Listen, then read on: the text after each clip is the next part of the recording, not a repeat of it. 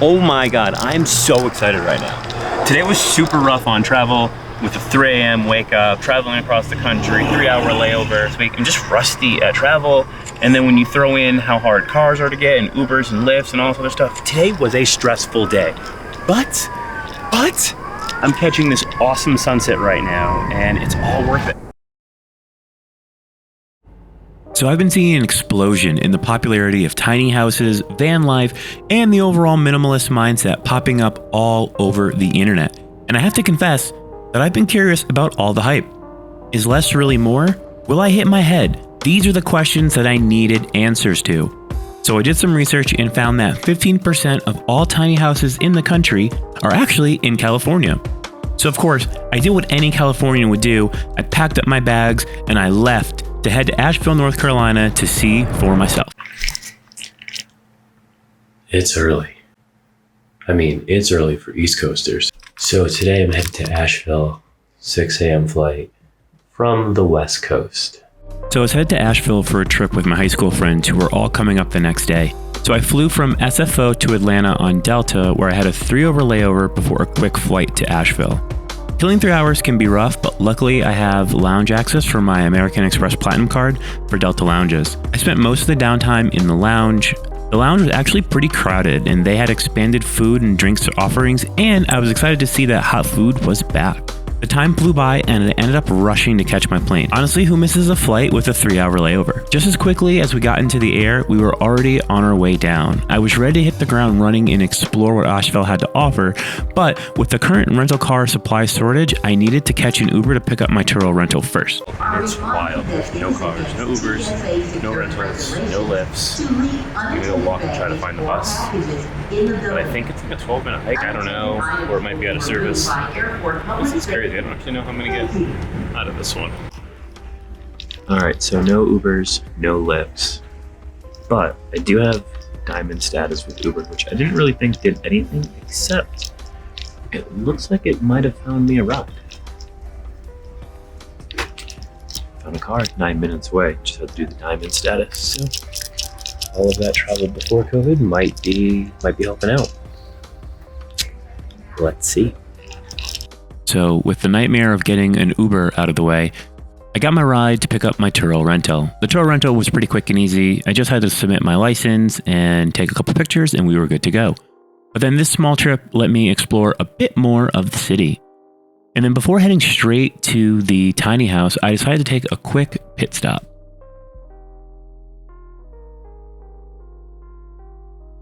Oh my God, I'm so excited right now. Today was super rough on travel with a 3 a.m. wake up, 6 a.m. flight, traveling across the country, 3-hour layover.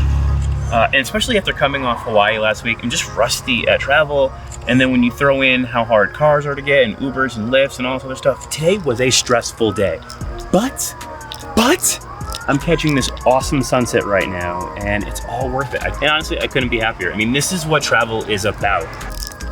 I don't know what it is, but I always get a little bit worried once the drone's in the air. I feel like a parent, like, are you okay? Are you sure? You're really far away. It's like when you're teaching your kid how to swim and you're like, yeah, but don't go too far.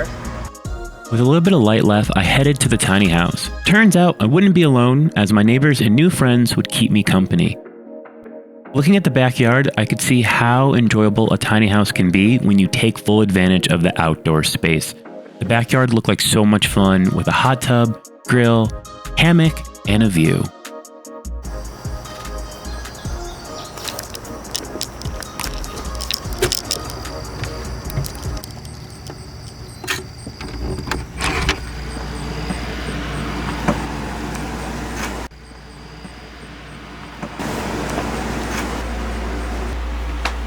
Inside had everything you'd expect from any other Airbnb, including a fully stocked kitchen with coffee and tea. There was also a pretty powerful window fan that kept a strong enough breeze to keep me cool throughout the time inside the space.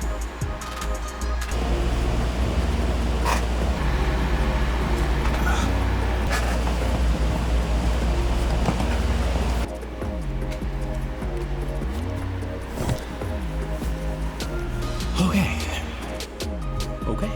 This is my king-size bed.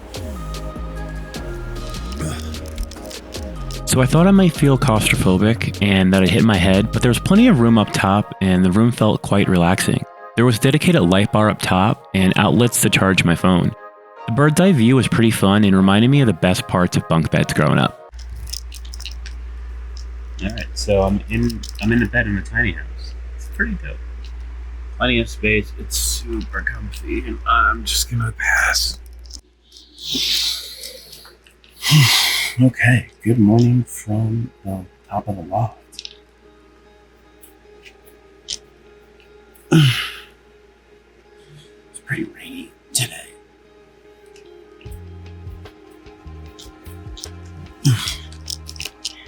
So the sleep was pretty comfortable with the walls being kind of slanted in. It feels like a bit like a cocoon. The bed was super comfy and it was nice and quiet. You can hear just a bit of nature sounds out and just had the fan going, so it was really nice.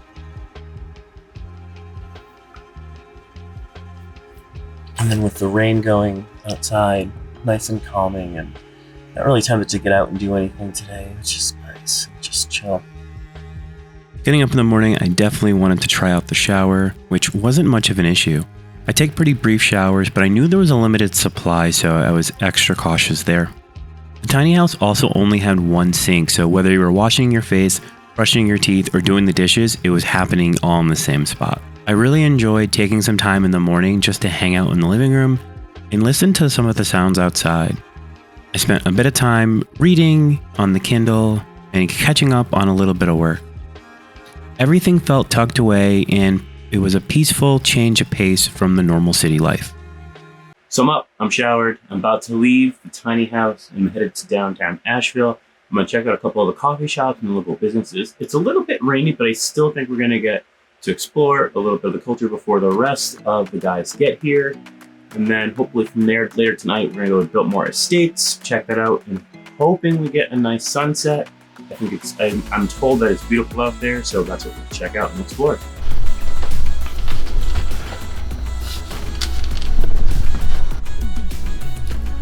Okay, so what are my thoughts overall on the tiny house? As a rental, I love this. This is a great spot for a night or for a full weekend. I think any single people, I think couples would have a really good time in the 1 or 2 bedroom models. I think it's super romantic and cozy. Came with a bunch of amenities. This one had the hot tub and the hammock, which I loved. The upstairs king size bed was fantastic. And up there felt like being like in a little cocoon. Like it was built for you to just have a relaxing weekend. Overall, do I think I could live here? Probably not. One of the drawbacks here is I didn't really bring in much stuff in here. I just bought my camera gear and some shower stuff. So I think any more than that, and I probably would have felt overcrowded pretty quickly. So I think I would probably need at least 1,000 square foot to live in personally, especially because there's no desk here or table to eat. I think you're meant to do a lot of your eating outdoors, which is fine, but on a rainy day like this, it's not always an option, and then you have to get creative.